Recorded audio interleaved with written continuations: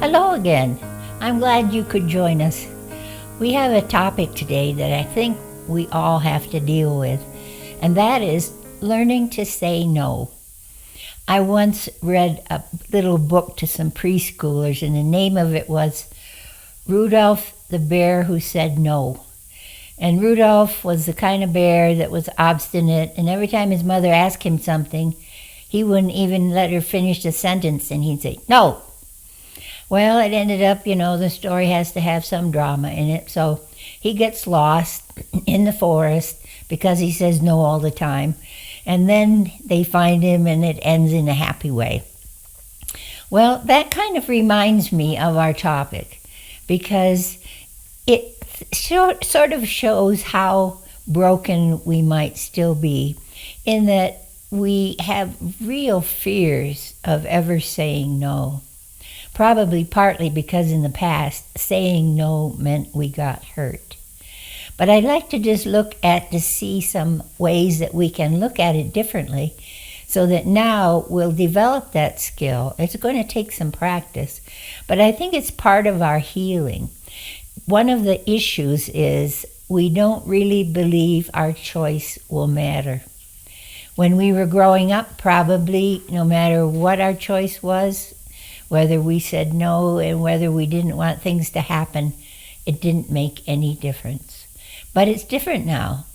Our choice matters. Our choice can be powerful. But it's almost as though our will, which makes decisions, has atrophied so that we don't even think of choosing or telling people or putting boundaries around them. But one of the things I hope, if you don't get anything else from what we're saying here, is that our choice matters. I was riding in a car the other day, and the heater was on, and one lady was in front, and the heater was just blasting right on her, and it was obvious she was warm or too hot.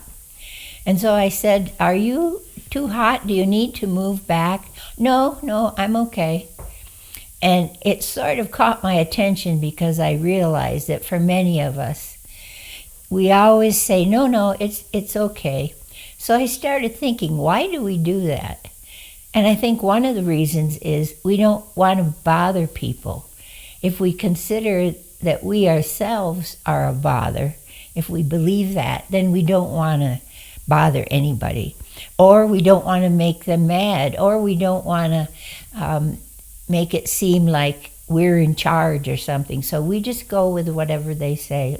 But I think there's a couple sentences that you can sort of put in the back of your mind that might help, so that when you're talking to people, it might be a little easier to say no.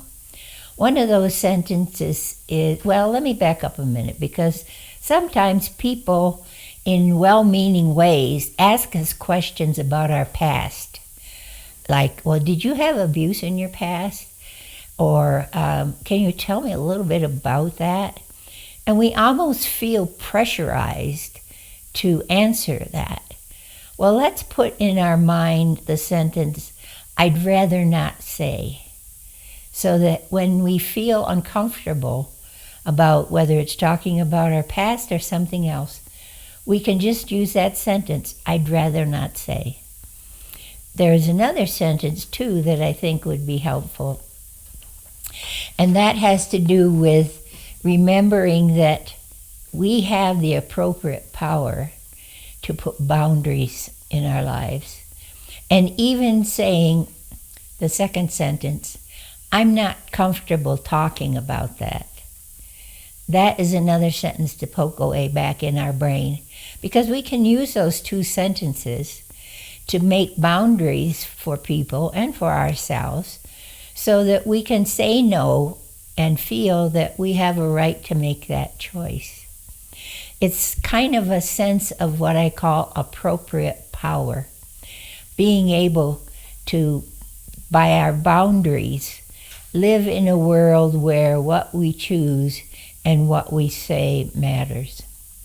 Well, I hope you can tuck those two sentences away in your mind and begin practicing saying no. Some people that I know in the early part of learning how to say no, they would just stand in front of the mirror at home and out loud they would say, "Nope, I don't want to do that."